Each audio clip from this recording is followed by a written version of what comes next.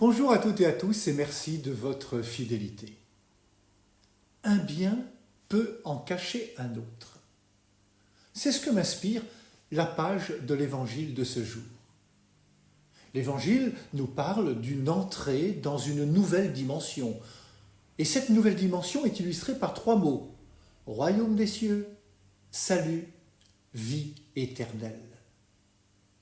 L'entrée dans cette nouvelle dimension où beaucoup de premiers seront derniers, beaucoup de derniers seront premiers, nécessite des choix, nécessite des détachements qui semblent impossibles à nos yeux de femmes et d'hommes.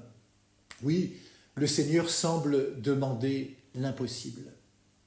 Comment peut-il demander que nous quittions, à cause de son nom, des maisons, des frères, des sœurs, un père, une mère, une terre? Tout ce dont un être normal souhaite avoir pour bien construire sa vie. Cette radicalité provocatrice invite donc à la réflexion.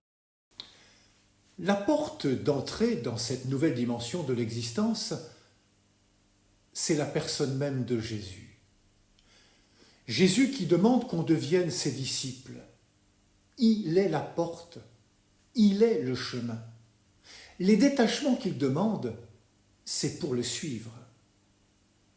Un bien comme une maison, un frère, un père, une mère, une terre, peut en cacher un autre, Jésus-Christ.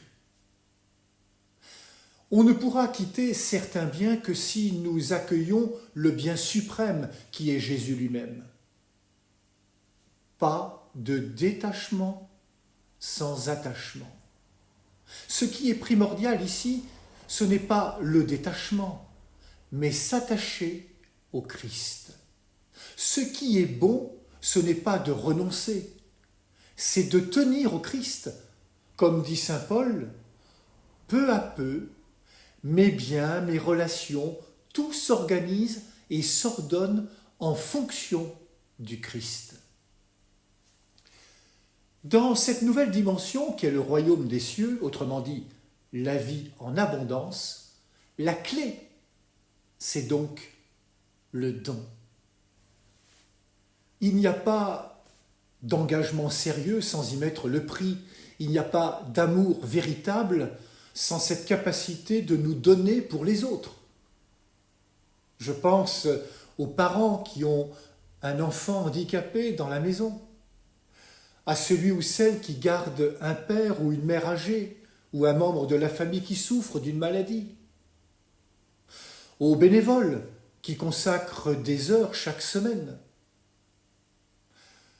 au jeune couple qui veut construire un amour solide et durable. Tout cela demande de l'abnégation, du don de soi. Dans les Actes des Apôtres, Pierre et Jean, qui allaient entrer dans le temple, sont interpellés par un mendiant qui leur demande l'aumône. Alors Pierre, ainsi que Jean, fixent les yeux sur lui et Pierre lui dit « Regarde-nous ». L'homme les observait, s'attendant à recevoir quelque chose de leur part. Et Pierre déclare « De l'argent, de l'or, je n'en ai pas. Mais ce que j'ai, je te le donne. Au nom de Jésus-Christ le Nazaréen, lève-toi et marche. » Oui, nous voilà déjà dans le royaume des cieux, dans cette vie nouvelle à laquelle Jésus veut nous ouvrir.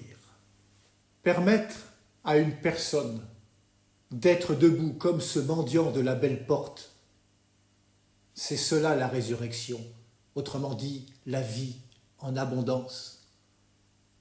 Et cette vie, elle commence chaque fois que ma propre vie est donnée à un autre. Ainsi, Seigneur, tu ne nous demandes pas tant de nous détacher de nos richesses que de nous attacher à toi. Alors, ce qui nous apparaissait impossible devient possible. Oui, un bien peut en cacher un autre. Bonne journée à toutes et à tous.